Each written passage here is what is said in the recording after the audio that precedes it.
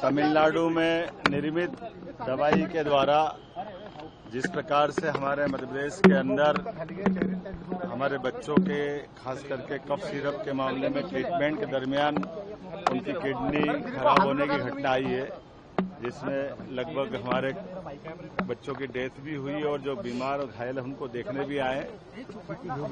ये बात सही है कि जहां दवाई बनी है हमारी पुलिस ने आज वहां जाके दबोचा भी, लेकिन तमिलनाडु सरकार के द्वारा जिस प्रकार से पूरी सहयोग करना चाहिए उसमें वो सहयोग नहीं कर रहे हैं। वहां के ड्रग कंट्रोलर जो एक्सेस वहां उनका अमानक प्रकार की दवाई प्राप्त हुई, उस दवाई पे उसकी प्रॉपर तरीके से जांच होकर उसकी रिपोर्ट आ जाए। और ये बात सही है कि दवाई की कंपनियां जहां होती है एंड टू एंड दवाई के संबंध में जो रिस्पांसिबिलिटी होती है वो तो दवाई कंपनियों की ही है, लेकिन फिर भी हमने हमारे यहाँ के भी रैंडम सैंपल होना चाहिए। रैंडम सैंपल में भी गलतियां हुई तो हमने ड्रग कंट्रोलर को भी हटाया, असिस्टेंट ड्रग कंट्रोलर को भी सस्पेंड किया है। और जो डॉक्टर जिनकी पत्नी के नाम पे मेडिकल स्टोर था पर्टिकुलर वो इस दवाई को ही लिखते थे, ऐसे कुछ कारणों से हमने उन पे भी कार्रवाई की। मैं मान के चलता हूं कि इस पूरे मामले में मानवीय दृष्टिकोण के साथ साथ सरकारी प्रशासनिक दृष्टिकोण से हमने पूरी चिंता की, क्योंकि ये बच्चे हमारे ही हैं और बच्चों के साथ होना ये संवेदनशील है। लेकिन ये मैं मान के चलता हूं कि जहां कंपनियां ऐसी जो भी प्रोडक्ट बनाती हैं वहां की सरकारें ठोस कदम उठाए और प्रॉपर कार्रवाई करें। मामला अब तक कितनी मौत हुई है?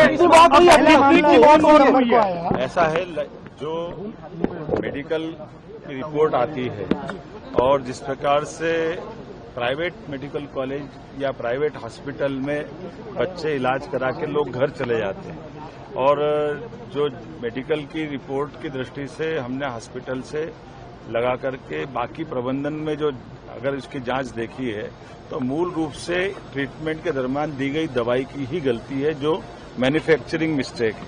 और जैसे मैन्युफैक्चरिंग रिपोर्ट वहां से आई तमिलनाडु से, आते ही हमने उसको बैन भी किया, वहां से भी बैन हुआ है और उसको आज पकड़ के दबोचा भी।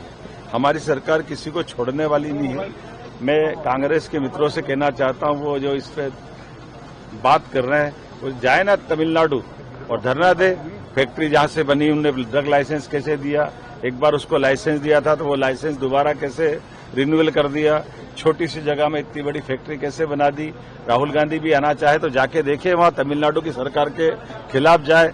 हम तो उससे प्रभावित पक्ष है, जिसके आधार पर दवाई से जो हमारे बच्चों का या जिस प्रकार से घटना घटी है उस पर हम अपनी ठोस कार्रवाई करते हैं। और किसी भी हालत में हमारी सरकार ऐसे किसी घटनाक्रम में किसी को छोड़ने वाली नहीं है।